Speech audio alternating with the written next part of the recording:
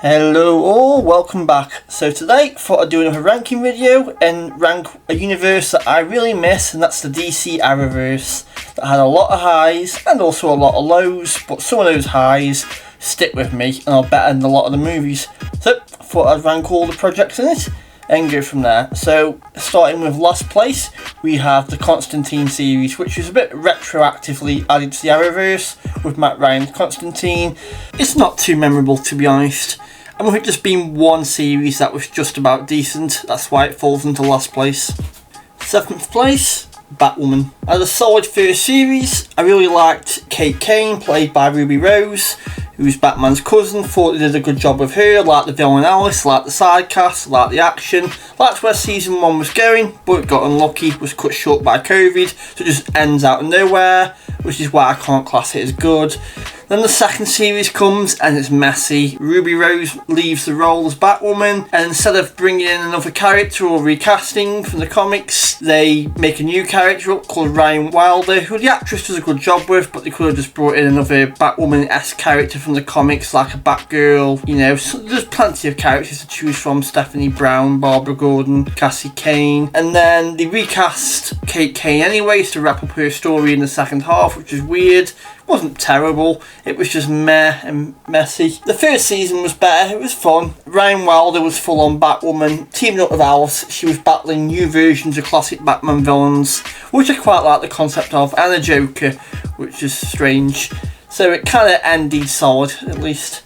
6th place, Black Lightning, great lead, side cast pretty good. The villain Tobias Whale was pretty good throughout. Solid first 2 seasons. A really good third season, it really impressed me, that was the highlight. But it's brought down by a bad final series, which I remembered nothing from. And there was one good thing about it that I do remember, and that's the final showdown between Black Lightning and Tobias Whale. But apart from that, the season just isn't worth watching. 5th place, Legends of Tomorrow.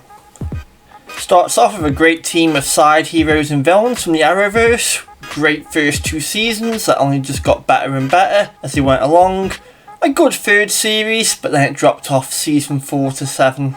It got too silly, the best heroes were leaving and not being replaced properly, making new characters, which is such a waste for that second half. Wish they used actual DC Comics characters instead of these made up ones, would have been a lot better. In 4th place, Supergirl. The definitive Supergirl and Melissa Benoist, in my opinion, with a cracking side cast with heroes like Superman and Martian Manhunter, and villains like Lex Luthor, Lena Luthor, Rain, and Daxamites, and many others.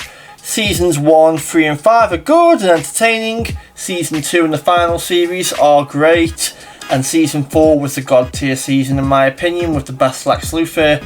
And also the immigration storyline. I just thought it was really strong stuff throughout.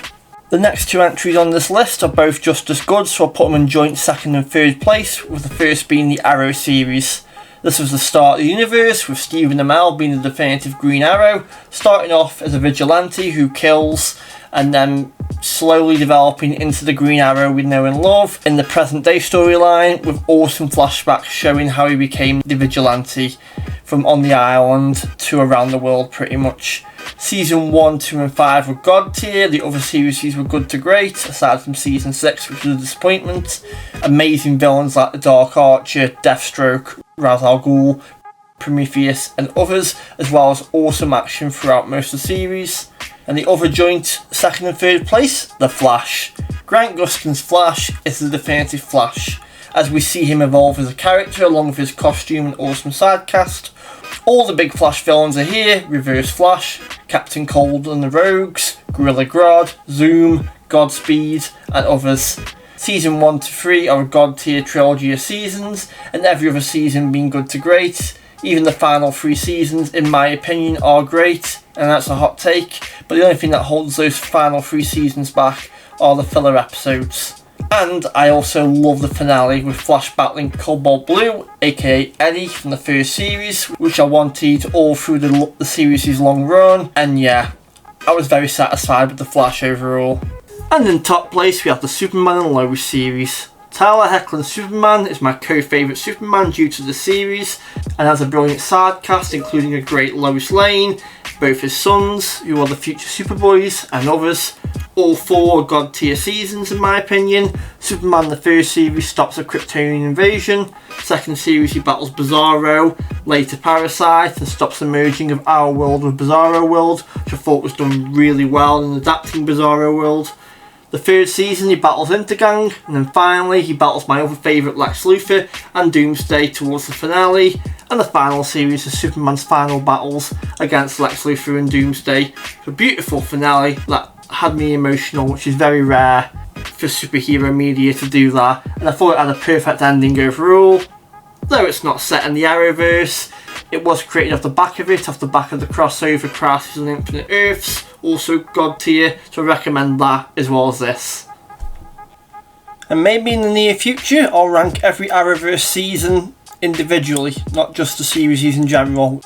And thank you all for tuning in once again. Still hoping to get some opinions whether I should keep using my normal voice, this voice, or go back to the AI assisted voice, which is a lot more clearer.